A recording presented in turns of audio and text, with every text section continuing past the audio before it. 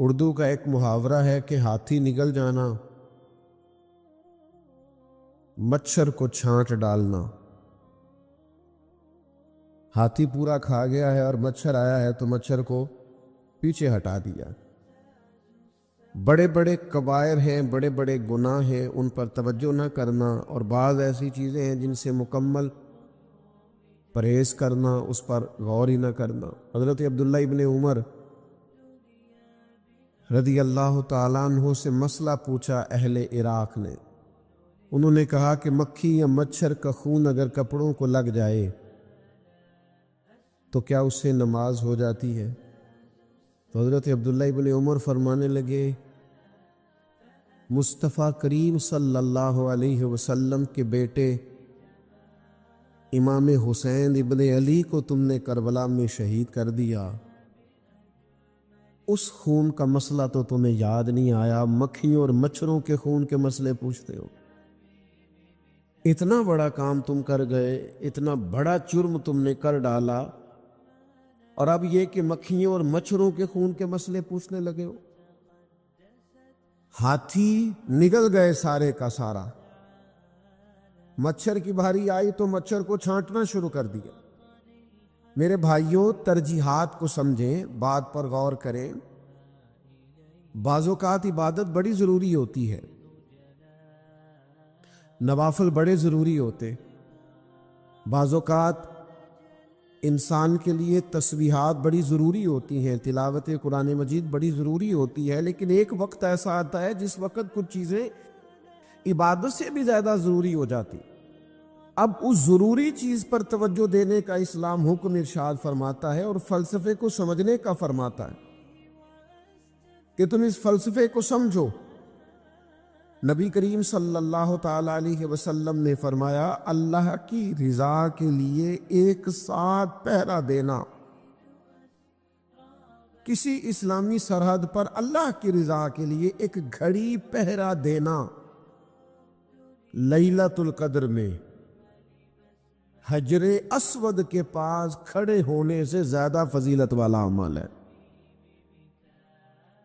جب کفر کا خطرہ ہو اسلامی حکومت کو، اسلامی ملک کو، اسلامی سرحد کو، اس وقت اگرچہ رات لیلۃ القدر کی ہو، انسان بیت اللہ شریف میں موجود ہو، حجر اسود کے قریب اسے نماز پڑھنے کی توفیق نصیب ہو، تو امام بہقی اس حدیث کو لائے ہیں، میرے کریم نے فرمایا پھر اس وقت تمہیں حجر اسود کے قریب لیلۃ القدر کی رات، جو لیلۃ القدر خیر من الف شہر ہے، جو 1000 رات سے بہتر ہے، اس وقت تمہیں اجر وہاں نفل پڑھنے کا نہیں ملے گا، اس وقت تمہیں تلوار لے کر اسلامی سرحد پر پہرا دینے میں زیادہ اجر دیا جائے گا۔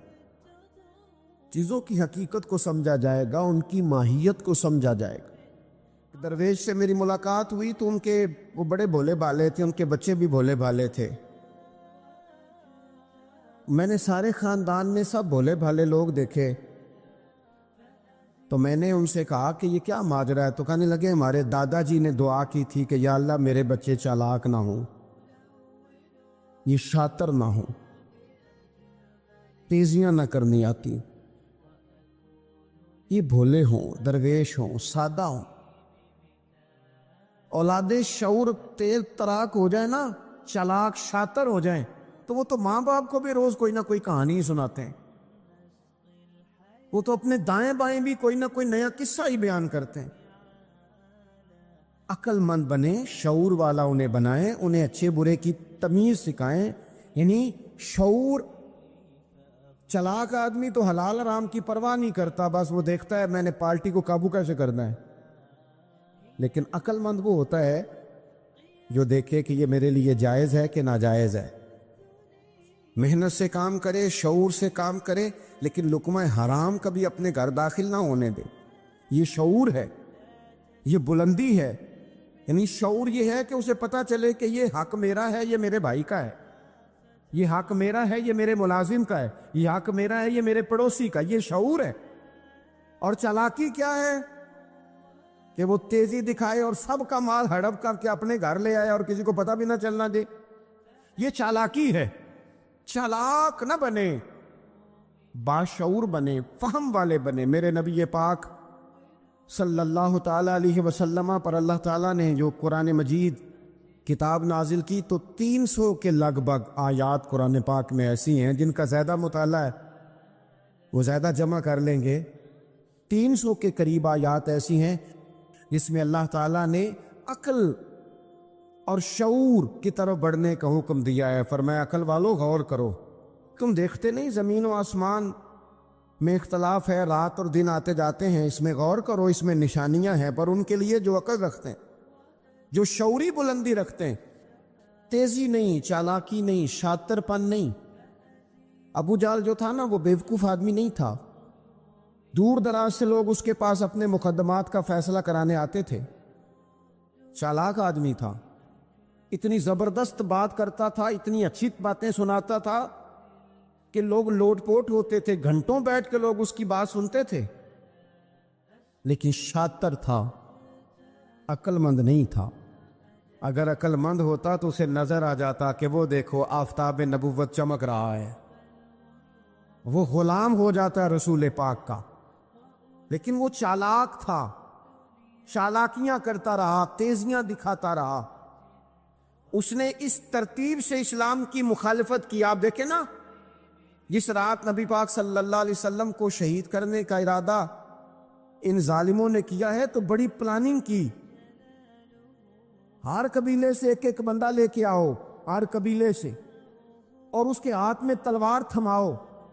جب ہر قبیلے کا بندہ ہوگا تو اگر معاذ اللہ حضور کو شہید کرنے میں کامیاب ہو گئے تو کسی ایک قبیلے پر الزام بھی نہیں آئے گا اور بنو ہاشم کسی ایک قبیلے کا مقابلہ بھی نہیں کر سکیں گے۔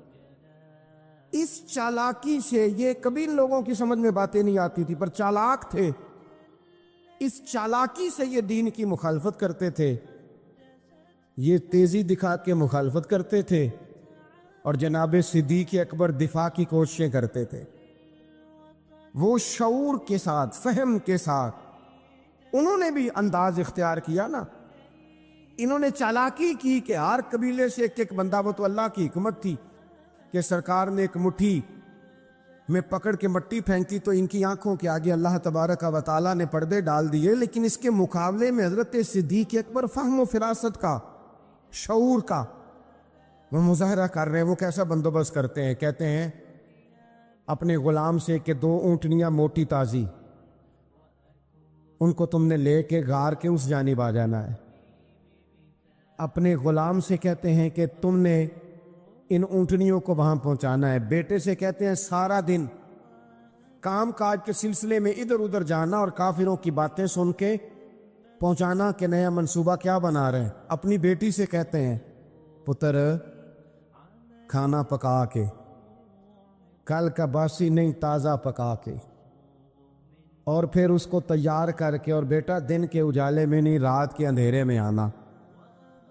اب یہاں اقبال بولے، اقبال کہنے لگے جب عشق سکھاتا ہے آداب خود آگاہی، عشق بھی ایک عقل دیتا ہے، جب عشق سکھاتا ہے آداب خود آگاہی تو کھلتے ہیں غلاموں پر اسرار شہنشاہی، پھر وہ غلاموں کو بادشاہ بنا دیتا ہے۔ تو کہا رات کو وہاں کھانا پہنچانا، یہ ان کا شعوری فیصلہ ہے، اور رستے میں حضرت صدیق اکبر بھی شعور کا مظاہرہ کرتے ہوئے حضور کو لے کے جا رہے ہیں۔ انہوں نے بھی پلاننگ کی، منصوبہ بندی کی، پر چالاکی سے حضرت صدیق اکبر بھی اپنا شعور استعمال کر رہے ہیں۔ رستے میں ایک شخص ملتا ہے جناب صدیق اکبر کو، یہ شعور ہے، یہ فہم ہے، یہ فراست ہے۔